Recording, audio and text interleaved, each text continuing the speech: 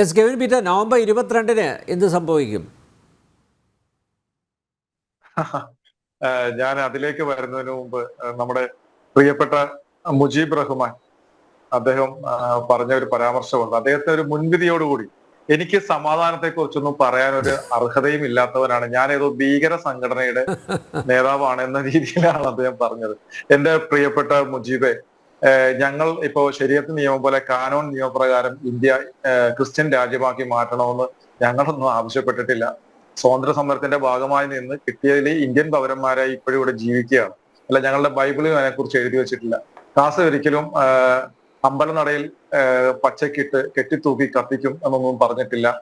അലരും അരിയും മലരും കുന്തിരിക്കൊന്നും വാങ്ങി വെക്കാൻ പറഞ്ഞിട്ടില്ല. ഞങ്ങളുടെ മുദ്രാവാക്യം എന്ന് പറയുന്നത് എന്റെ രാജ്യം എന്റെ വിശ്വാസം എന്നുള്ളതാണ്. സ്വന്തം വിശ്വാസം പോലെ തന്നെ സ്വന്തം രാജ്യത്തെ സ്നേഹിക്കുക എന്നുള്ളത്. അപ്പൊ ഇങ്ങനെ ഒരു മുൻവിധിയോട് കൂടെയൊന്നും ഒരിക്കലും സംസാരിക്കരുത്. പിന്നെ അദ്ദേഹം പറഞ്ഞ ഒരു കാര്യമുണ്ട്, 75-ലെ കുടിയാൻ സംഘവും ഫറൂഖ് കോളേജും തമ്മിലുള്ള കേസിൽ അത് വഖഫാണെന്ന് ഒരിക്കലും ഹൈക്കോടതി ഡിവിഷൻ ബെഞ്ച് പറഞ്ഞിട്ടില്ല. അത് ഗിഫ്റ്റ് ഡീഡായി ഇതുള്ള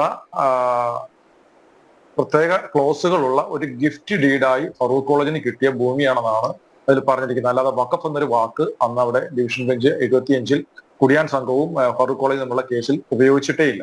പിന്നെ അദ്ദേഹം ഈ കരം റദ്ദാക്കിയത് അത് ഹൈക്കോടതി തന്നെയല്ലേ കരം റദ്ദാക്കിയത്, അത് വഖഫ് ആയതുകൊണ്ടല്ലേ എന്ന് അദ്ദേഹം പറയുന്നത്. അല്ല, ഹൈക്കോടതിക്ക് നേരത്തെ പറഞ്ഞതുപോലെ അങ്ങനെ ചെയ്യാൻ സാധിക്കും. 2013-ലെ അല്ലെ 95-ലെ ആക്ടും 2013-ലെ അമെന്റ്മെന്റ് പ്രകാരം അങ്ങനെ ചെയ്യാൻ സാധിക്കും.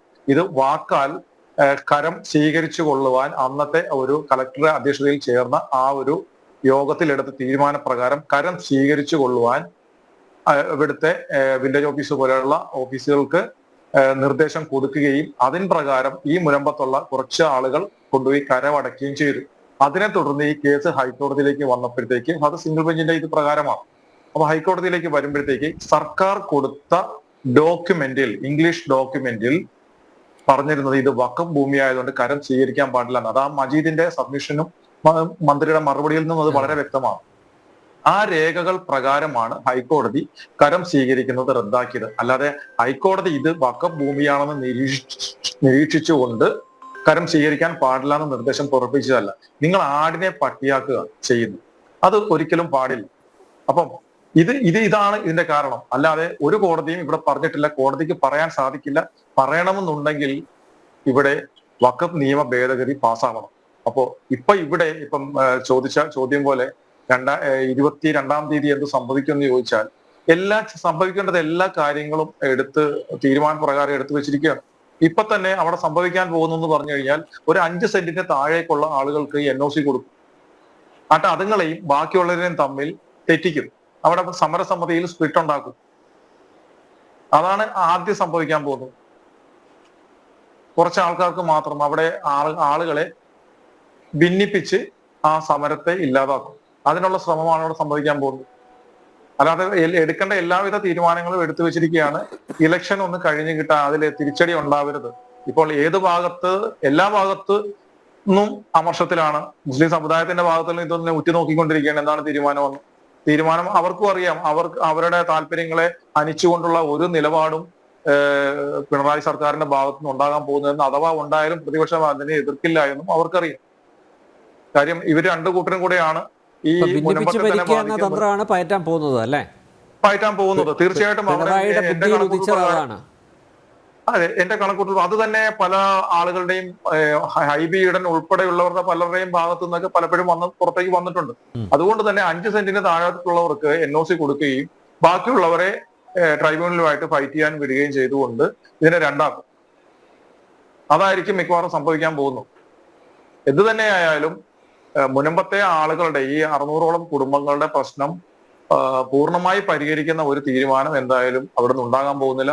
അത് ഉണ്ടാകണമെന്നുണ്ടെങ്കിൽ വഖഫ് നിയമ ഭേദഗതി പാസ്സാകുക തന്നെ വേണം. ഇവരുടെ അമിതമായ എല്ലാ അധികാരങ്ങളും എടുത്ത് ദൂരെ കളയണം. ശരിക്കും പറഞ്ഞാൽ ഈ ബോർഡ് തന്നെ പിരിച്ചുവിടേണ്ടതാണ്.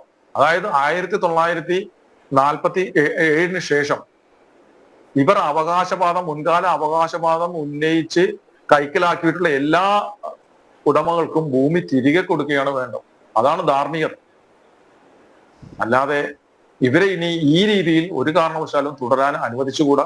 അതുകൊണ്ട് ഇനി സർക്കാരിന്റെ ഭാഗത്തു നിന്ന് ഉണ്ടാകാൻ പോകുന്ന ആ ഇതെന്ന് പറയുന്നത് ഇവിടുത്തെ ഭരണപക്ഷവും പ്രതിപക്ഷവും മറ്റു ചില ആളുകളും എല്ലാം കൂടെ ചേർന്നെടുത്ത തീരുമാനപ്രകാരമാണ്. ആ തീരുമാനമൊക്കെ റെഡിയാക്കി വെച്ചിരിക്കുകയാണ്.